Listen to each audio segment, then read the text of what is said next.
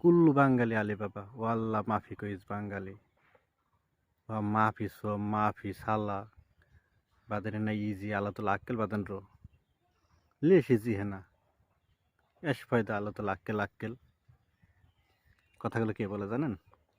সৌদিরা। আর এর পিছনের কারণ আমরা বাঙালিরাই।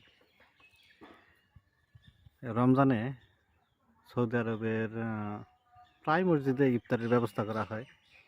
তো ব্যবস্থা তো সৌদিরাই করে, কিন্তু সেখানে যারা যায় তার 50% বাঙালি আর 50% অন্যান্য দেশের ইন্ডিয়ান, পাকিস্তান এরকম থাকে, মাসরি, সুদানি, ইয়েমেনি, তো অন্যান্য দেশ মিলে। তো সেখানে সৌদিরা এই কথাটা এই জন্যই বলে যেন বাঙালি ভালো না, বাঙালি চোর, বাঙালি রোজা থাকে না, নামাজ পড়ে না, এখানে আসে খাওয়া দাওয়া শেষে চলে যায়। আসলে এই কথাটা বলার একটা কারণ আছে। কারণটা হচ্ছে এই ইফতারি পার্টিতে গিয়ে ইফতার শেষে অধিকাংশ বাঙালি হাঁটতে হাঁটতে চলে আসে, নামাজ পড়ে না। তো এগুলো সৌদিদের চোখে পড়ে। তো তারা তো বেনামাজিকে ইফতার দিবে না, যে রোজা না থাকে তাকে তো ইফতার খেতে দেবে না। তারপরে ঘটনা হচ্ছে যারা নামাজ পড়তে ঢুকে মসজিদে, তো ঢোকার পর কিছু কিছু বাঙালি আছে কোনো রকম সালাম ফেরানো শেষ, তাড়াতাড়ি বের হয়ে আসবে এবং পানি চুরি করার ধান্দায় থাকে।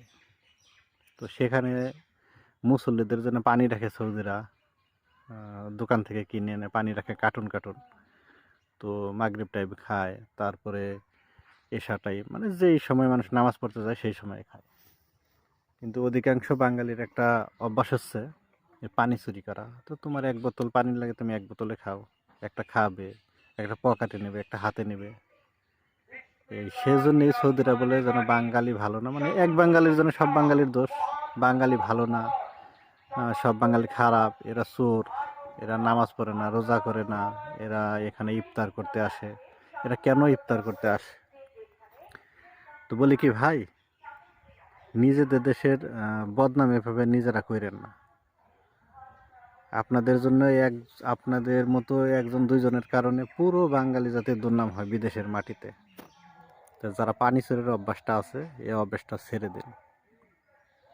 নামাজ যেমন আল্লাহর খুশির জন্য পড়েন, রোজাও আল্লাহর খুশির জন্য করেন।